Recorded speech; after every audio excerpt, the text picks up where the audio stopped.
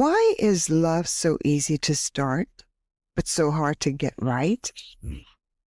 Situationships, mixed signals, overthinking texts. Yeah, we're talking about all of it.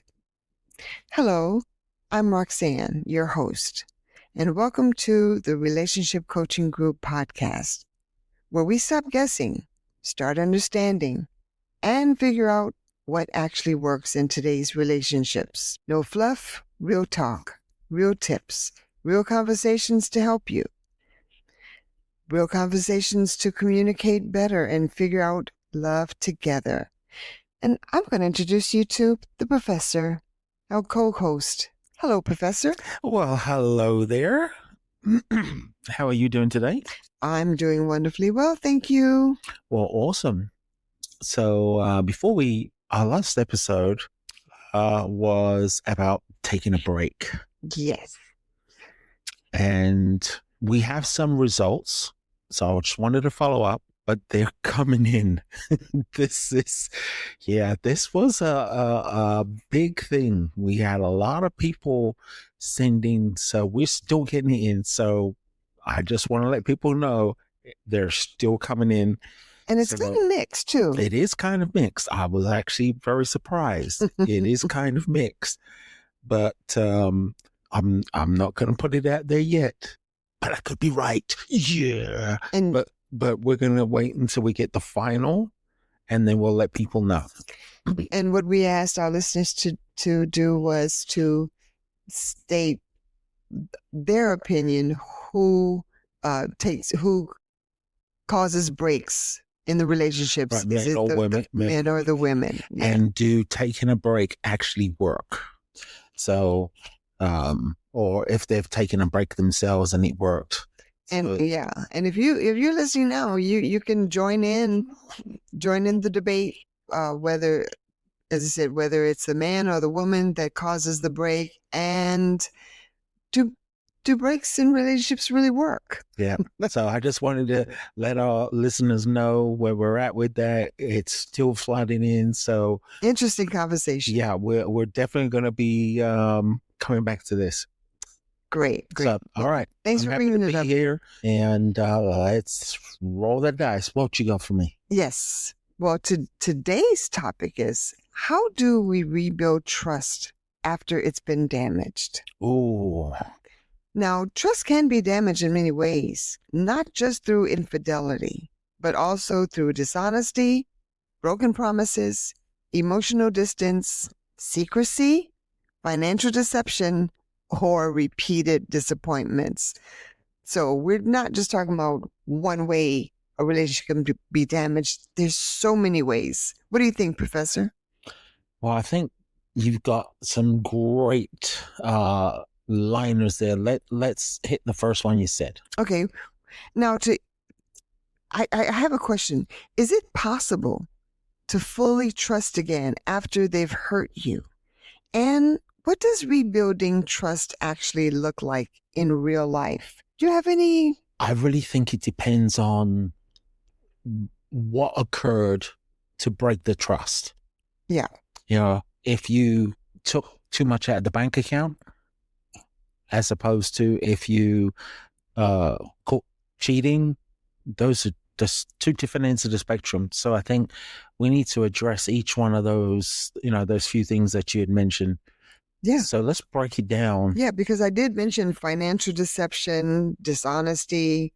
Okay, well, let's start with financial deception. Well, we're going to look deeper into, if you don't mind, Professor, we're going to look into what trust looks like. Because trust is the foundation of emotional safety, and it means believing that someone's words and actions align, meaning, to break it down, what they say is what they do. Trust is, we talk about communication, more communication, but trust has to be there right along with it. Definitely. That when you're in a boat and it's going down, are you going to jump into the lifeboat first, or are you going to let your partner go into the lifeboat that trust. Do you trust me to save you, and vice versa? Are you going to be there to protect me? Yeah. Do you trust me to have your back? Trust me to have, yes, all those things. Are you going to trust that person to, keep putting money in the bank account? Do all those things. Trust is a big thing. That's why I'm bringing up these little headliners of and trust. This is just a small snippet of some of the things. Of course. And trust isn't built overnight. It develops through consistency over time. And what many people don't realize is that trust is built in small moments, not grand gestures. I've heard that trust has to be earned, and trust has to be given, and if you give trust, the other person should be giving trust. But when then that trust is broken, that's when that bucket of trust that you gave over starts dwindling down. Mm-hmm. So there's only so much that you can do when someone breaks that trust, and they keep breaking that trust. Yeah, because trust us. Yes. Because I have to say that trust us. When we say trust is everything in a relationship, if you don't trust your partner, you have nothing. Do you trust your partner? Of course. 100%. 100 and 1,000%. And that's because you guys communicate. You guys relay what's going on. You trust each other. You don't, you wouldn't take $1,000 out of the bank account and not tell your husband, would you? I might. Okay, give me the phone. I'm calling him right now. I might. If I see him a ballroom dress that we're attending, yeah. No. We always communicate, especially on large things and big things. You have to. Everything. Yes. And you got to have the trust to go along with that communication. Exactly. And you have to have communication to go along with that trust. Exactly. Because, here's a little tidbit for our listeners. Trust is often lost quickly, but rebuild how? Slowly. Slow. Yeah, it takes a while. You can dismantle trust in a heartbeat. And you start trusting again. And the slightest little thing that happens goes right back to another empty bucket of trust. Yeah. Because when you're rebuilding that trust and you're trying to get that person to trust you again, the slightest little mistake you make is now amplified. Yes, definitely. That's why I like this comment before is that the trust is the foundation, and it's easy to lose it. Oh yeah, it's easy to lose it, but it takes a while to gain it back. Just what you're saying. And then, of course, the little tidbit that I used earlier is your words and actions have to align. Yeah, what you say should be what you do. Absolutely, kind of what you're saying. You can't say... If you mean this, you have to act it. Exactly. And if you say this, you have to do it. Exactly. You can't just speak words, empty promises, and that doesn't come to fruition. That's why you've heard us say, people throw around the word love so much, but you really don't know what love is until you've been in a relationship where there's trust, there's communication, there's dedication from each other, all those things coming together, and you have this foundation that is solid. Right. But what's so sad, Professor? What's sad in especially today's society, a lot of young people don't have role models. No. To see what trust looks like in their homes, with their parents, with their grandparents, or family members. They don't have that role model because it's broken so easily. Here's one. I know we got a little off topic here, but just an example of role models. One of the shows I I despise and I think should be taken off, and that is The Bachelor, Bachelorette. Oh, I think that is the most vilest show. Here you are, kissing up and loving up all these different women and acting. It's not real. How is that setting an example for anyone? What type of show is that? well, I think to me that you can take that off the air. I'm not missing nothing. listeners, he has a really bad taste with that show, as you can tell. That's to me. And young people love watching it. Oh, I watched The Bachelor. Oh my gosh, you're so pretty. And trust me, you take off that makeup, yeah, it ain't what you saw. And then again, it really doesn't show any type of trust because they're going from person to person. So that's not a good model for. And there's too many of those things. So social media and TV and all that stuff is contributed to the failure of relationships. Yes. Now, Professor, let's look at ways that trust can be damaged. Go for it. Okay. Infidelity or emotional affairs. Now, when I say emotional affairs and correlating it with infidelity, there's a fine line, because with emotional affairs, you're not really engaging physically. Infidelity,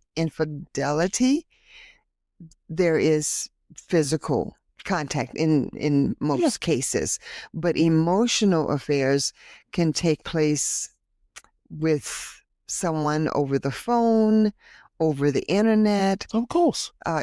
Where you're pouring out your emotions to someone else and you're in a relationship. That's damaging. It doesn't have to be in contact. Like you say, it can be over the phone, over the internet, or wherever it is. You're creating an emotional attachment to somebody else. Right. Which separates you from your partner. So therefore, you're having an affair. Yeah. And lying, even about the smallest thing. Of course. People will lie. You didn't put the money in the account for the gas bill, and you lie about it. And that little lie, eventually, with all the other lies on top, turns on to distrust. Well, definitely. And we know, we have clients who they're losing their condo, they're losing their home because one partner is responsible and they took the money for the rent or the mortgage to the casino. Right. Or they had to buy that duck bag or whatever. Burke. Yeah, what is it? Their Birkin bag. Yeah, whatever it is. And then keeping secrets. If you are in a relationship, then there should be no secrets. No, it's open dialogue. That's what we keep saying. Communication. The only time that you're not sharing and being honest, and that is if you're buying a Christmas gift or a birthday gift or whatever for your partner and it's a secret. Right. That's the only time you should be hiding anything. Right. That's it. But other than that, storing money away or buying a large item and not communicating about it. Exactly. Yeah. We've talked about that in one of our financial episodes. You have to communicate and be honest about financial things. Definitely. Yes. Because the amount of arguments that is caused by financial, and a lot of times it starts off small. Mm-hmm. Small deception grows and keeps growing. Yes. And then with that deception, where's the money going? Who are you giving the money to? What woman did it grows? Right. It's like a cancer, just keeps growing. Right. Just be honest. You didn't put the money in the account. Say, listen, I messed up. I didn't put exactly. I'll go do it right now. You just have to be honest with your partner, and then repeated broken promises. Yeah. Oh, and we're not talking about I forgot to cut the grass. Right. We're talking about promises of, communicating, or promises of, that you're going to do better, show up. Right. You're going to be there to deliver in the relationship. all those promises that you're going to do to make things better. Just those starting off like that. Right. And I have a client back in the day that they one partner wanted their partner to stop drinking. Mm-hmm. And the other partner vowed promises after promises that they were going to stop. And of course, they would hide it. So, and then they would get caught, Mm-hmm. and they'd promise again, and they'd get caught again. So yeah, now how can you trust someone like that? You know, you keep breaking your promise. You promise to do something, and that's serious. Yeah. Because they wanted their partner to be healthy and couldn't do it. And it's not just that. It puts a strain on the relationship financially. Trust. Yeah. Being present. Because if you're drunk, you're not present. Right, exactly. Exactly. And failing to support your partner during difficult times. Now, I know you have a client who's trying to get their doctorate. Yes. And the support from the partner, is it there? No, they are. So I have to word this right because they're still in session. So, and no names. I want to make sure there's no names or anything, but one partner is trying to get the doctorate and bring so that they can bring up their level of education to bring in more money. Right. The other partner already has theirs and they're not supporting. And the other partner had supported them to get where and it's not being reciprocated. Yeah, that's. And so that is causing a lot of tension. And then we know couples who've been through a loss of a close loved one, and the partner says, "Get over it." Oh yeah, get over it. I mean, you have to support no matter what your partner's going through. You have to be supportive. Because it doesn't matter whether it's your bestest friend in the whole wide world or your sister or your grandmother or whoever. I mean, for example, we just learned that someone we know, they were involved in a restaurant just locally down the street.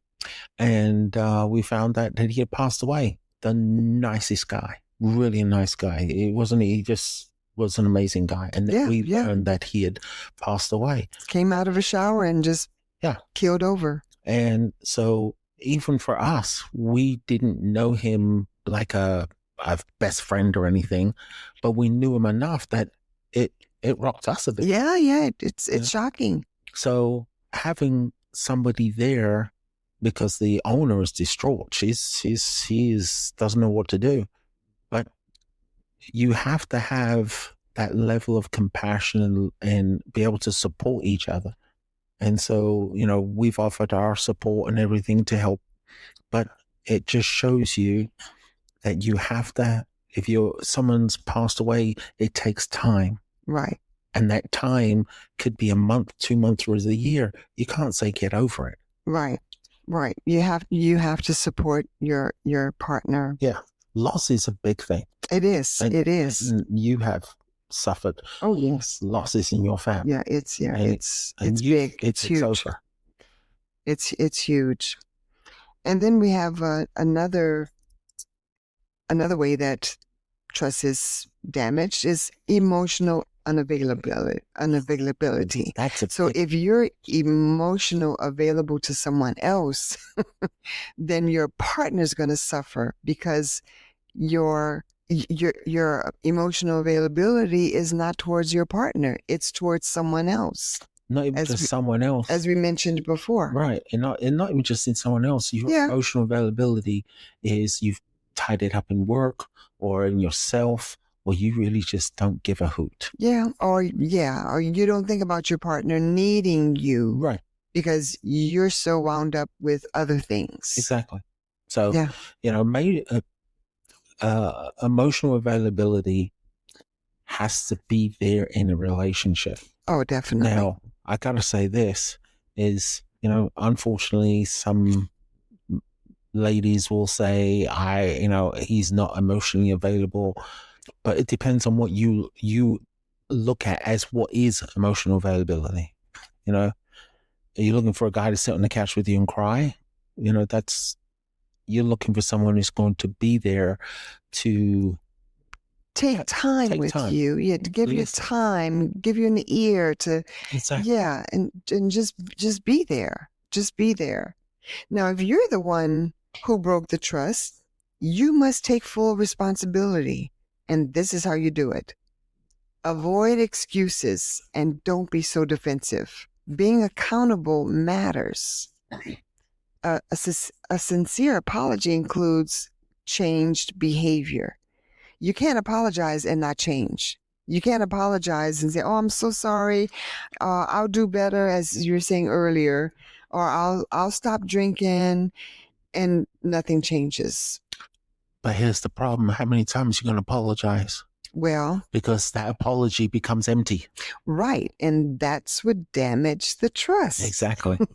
You're absolutely right. Yeah. That's like, you keep saying, I'm sorry, I won't do it again, I'm sorry. That erodes the trust. Right. And we're trying to help you guys to know how this trust thing works and how to build it rather than tear it down. Now, here's another tidbit. Apologies start healing, but consistency rebuilds the trust. Yes. So if you're consistent with your actions, consistent with your words, consistent with your promises, that's what's going to build the trust. Absolutely. And you can't do it for a month. You have to keep doing it for a long time. They have to see the change in you. Yes. And just because you've done it for a week and then you say, well, I've been doing it, a week is nothing. Especially if the trust was that infidelity, you cheated. Yeah. That trust is like in the dirt. Right. And that's what you said. You're not going to fix it in a week. No, that's said. That's if you even get another chance. Right. Right. That's what we said. But building trust back up, it takes time. And if you're the one who's been hurt by a broken trust, keep this in mind. We just said this. Healing takes time, and it's okay to ask questions. You can ask it. You should be able to ask any question you need. Where were you last week? Who were you with? What did you guys do? Whatever questions, and they should be reciprocal with their answers to give you comfort, to give you peace, to give you real answers. Look, I don't mean to cut you. Sure. But one of the things that people have to understand, especially if you're the person that broke the trust, you can't come back and say, well, I haven't done anything in a month. You got to get over it. You got to forgive me. No. Trust, when you've broken trust in a major way, it can take years. It could take time, and you have to kind of watch for these changes. Yes. Because it's okay to need reassurance. Now remember, to heal and trust again, you have to be willing to take down your guard at your own pace. You can't be rushed like Professor was saying, get over it. No, it's going to take time. If they want you that badly and they're willing to wait until you can trust them again. Yeah. It takes time. It takes time. Because when you've emptied, and you'll hear me use this term, a bucket of trust, because once you've started emptying that bucket of trust, and then when it becomes empty, filling that bucket up feels like an eternity. Yes. Oh, yes. Now, here's some ways to rebuild trust. You should be able to talk about the hurt without attacking. For instance, if you're asking questions about maybe, let's just say your partner had an affair, you should be able to, as we said before, ask questions, and they shouldn't attack you. They shouldn't say, it was nothing. Just let's just get past this. Let's get past this. You need to get over it. No, you should be able to talk about it without if you want the trust back, you should be able to talk about it without attacking your partner. And because you know what that attacking is? that's trying to put it on them and make it seem like it's their fault. And that's where the next, listen without becoming defensive. Yeah. And the offender should understand the impact of the betrayal. Because if trust was broken, something big happened. Something huge happened. So they need to understand the impact, how they hurt their partner, how their partner is hurting. And if that partner is willing to give them another chance, then really they owe that partner big time. Big time with listening, big time with understanding, big time with being patient until that their partner can overcome the distrust that happened in the relationship, right? Absolutely. And when that trust has been broken, if you decide that you want to work it out, you can't base it on, I love him or I love her. It has to be based off of, is it worth it? Right. What's happened in the past? You're going to evaluate it after that. Oh, definitely. Because if this is a perpetual offender, then think about it. Come on, then this is where you're going to say, sorry. Yeah. Pull me up. I'll send you a pair of shoes so you can run. That's a good one. So that's a good, because you can't keep doing the same thing over and over again. Right. Exactly. Because what do they call that? Madness. Yes. So if you keep letting that person keep repeating the same offense, then you may want to reconsider if it keeps happening over. If the same offense happens over and over, then I was just watching what's the divorce court, and this guy had repeat offender, and she said, but I love him, and they tried to work it out. And then once she got the lie detector back and found out that he's had many other women, she stormed out. She walked out. She was done. It took that, after all the red flags, right? You had to come for a lie detector. And there was a time where she actually caught. She caught him. Oh, you watched the same show? Yes, I saw that one. And you have to be respectful of each other's emotions.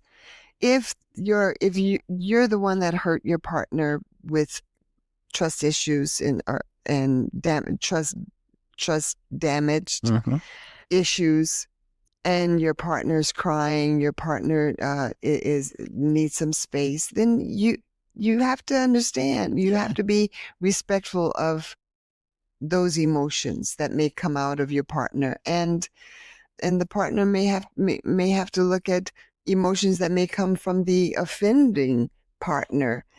They may be really, really sorry and boo-hooing and what have you. And you have to kind of understand, and you can kind of see if those tears are real tears, or what they say down south, crocodile tears.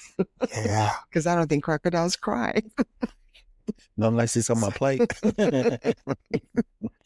Now, here's how to move forward to rebuild trust. Did you want to say something? No, correct. Okay. You have to discuss what needs to change to move forward. So again, communication. You have to communicate. If you're going to allow the offender back in your space, then both of you need to discuss what needs to change to move forward. And you need to talk about what behaviors are no longer acceptable. I will not accept cheating. I will not accept lying. I will not accept you ghosting me for a week. That's it. Yeah. You have to let them know what behaviors you will not tolerate, and stand on it. And you have to speak it. Yes. And don't be weak in when you're speaking it. You have to speak it with clarity. Yes. And with purpose. Yes. And we're giving you ways to move forward, to rebuild this trust. So take notes. And another way is to agree on the boundaries to be set.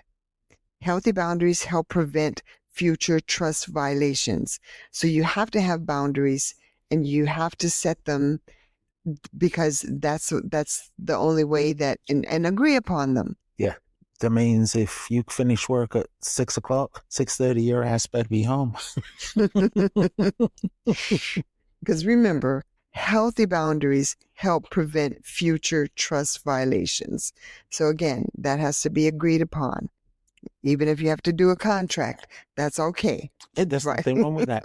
Nothing's wrong with that. I've actually had clients where we made a contract. Yeah. Yeah. Now, here are some signs where trust cannot be rebuilt. Oh, let me hear it. Signs that trust cannot be rebuilt. You ready? Yep. What we just said, there's repeated betrayals. Repeat offenders. Repeat offenders. I like that. The betrayer takes no accountability. Oh, yeah. Well, why were you gone a week and I couldn't reach you? Your phone would just go to email. Well, I was at a cousin, and that was it. You know, so always had a cousin. Cousins, yeah, poor cousins. They always get the blame. Yeah. Not taking any accountability of the trust that was broken. Then, if that's happening, you know where it's going to go. Yes. I don't think it go any further. If they do not take accountability of breaking that trust, then you may need to look really deep. Close that door and run. Yes, you're gonna send them shoes. Call me, I'll send you some shoes, honey. So, and here's another: the betrayer refuses to change. They refuse to change their offensive, harmful, or unacceptable behavior or actions. So they're not going to change. So if they broke the trust, oh well, it's just oh well. So if you're going to take them as they are, flawed, liars, betrayers, then good luck. There's your sign. Yeah, that's not going to be a healthy relationship. We're just here to share. That will not be healthy. And the sad part is, too many, and not just women, but men too, they put up with this nonsense for way too long. Yeah. Trust is sacred. Oh my goodness. If you want a healthy relationship, again, trust is the key factor. Absolutely. Professor, I have another tidbit. Bob, you want to hear the tidbit? Yeah, give me. Okay, here, tidbit time. Sometimes the healthiest outcome is not rebuilding the relationship, but learning from it and moving on. Or as you would say, running on. Put them shoes on and run. Yeah, so sometimes if you can't rebuild, you got to move on. Yeah. Or I'll give you a shovel and you bury it because... Yeah. Bury what? Not the person. Okay, you scared me there. No. The relationship. You know, it is so hard for people sometimes to let go. Right. Because they feel like they've invested a lot of time, especially if you've been in a relationship. People look at a relationship. I've been with them for 3 years, 5 years. And I've invested so much time. No, if the investment isn't paying off, take your money out of the bank. Exactly. And run. If you're invested in stocks and your stocks suck, or you bought Bitcoin and it sucks, you're going to leave your money in and say, well, it's going to work. Right. Or if your investment in the bank and it's draining, it's pulling money out of your investment because it's not good. Yeah. It's why keep it in there? Yeah. So you see your money going down, you're going to just let them take all your money? Yeah. No, there's comes a time where you have to take your losses. A good relationship is like a good investment. Yeah. Because you're investing in each other, you trust each other. Exactly. You build together, you create together. And with that, that's a relationship. Yeah. And if you're not doing all that, put them shoes on and run. No. Call me 1-800-SHOES. And if the behavior or action was so outrageous, downright despicable, again, maybe it's time to move on. Not even given another chance. If it was downright despicable, where you catch your partner, as we saw some time ago on the show, saw the partner in bed with a person, and what did the partner, not the offender, but the one that was it was her friend. Yeah, and She gave him another chance. She gave him another chance. You see it right before your eyes. To me, that's despicable. To me, there's no coming back from that. If you walk in, sorry, that's it. Yeah. You have to have more pride in yourself. You are more worthy. In their own bed. Yes, you are. Now that's downright despicable. And in my opinion, there's just no coming back from that. It's because you have to value yourself. Absolutely. Because I mean, if you're in a relationship and you've got your nice savings account, you guys are doing well, and that person cleans the bank account because they want to go gamble. Right. You know, Professor, I have questions for our listeners, and they can put it in the comment section or go on our website and give us some feedback. Has someone ever rebuilt your trust successfully? And if so, what actions helped restore it? So let us know in the comments. And I'm going to ask it again. Has someone ever rebuilt your trust successfully? And if so, what actions helped restore it? So let us know. I can tell you my answer. No. My trust was never restored. Really? Yeah. I'm very much like that. I walked in on... Oh, okay. And I've told you. Yeah. That has happened to me, and that trust was never. I didn't want to entertain it. I was done. I was finished. I moved on. Yeah. I put my shoes on. I put a pair of wings on and a rocket, and I took off. Right.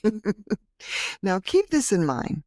Trust isn't rebuilt through promises. It's rebuilt through patterns.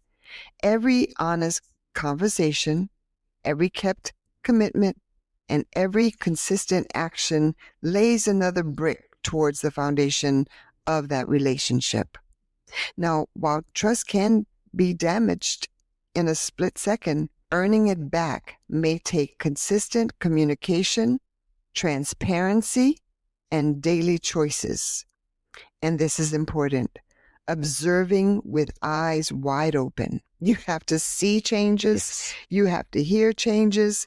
You have to talk about the changes, because it does take some time to gain trust back. And finally, trust is rebuilt the same way a brick wall is built. One brick at a time. One brick at a time.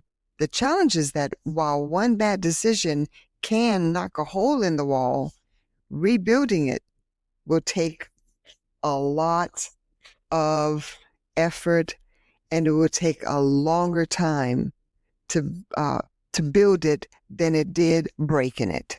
Trying to fill a hole in the wall is a lot harder than building the wall. Exactly. You can bust a hole in it in a split second, but rebuilding that, it takes a long time. So just remember, trust is not instant. Yeah. If you're going to allow someone to redeem themselves, it's going to take some time. So just be patient. Professor, you have any last words? Big thanks to our listeners. We love you guys. Love each other. Be kind to each other. Yes. And remember, communicate and be honest with each other. Yes. And we want to thank each and every one of you for being here. And we thank you for allowing us to be part of your journey. And if this episode resonated with you, please like, follow, download, and share it with someone who may benefit from this podcast. And you can find us at relationshipcoachinggroup.com, where you can email us if you have any questions or comments or want to learn about the services we offer.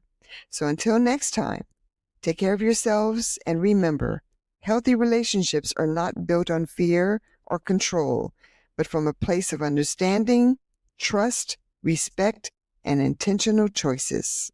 And know this, you're not alone. Together, we got this. We got this.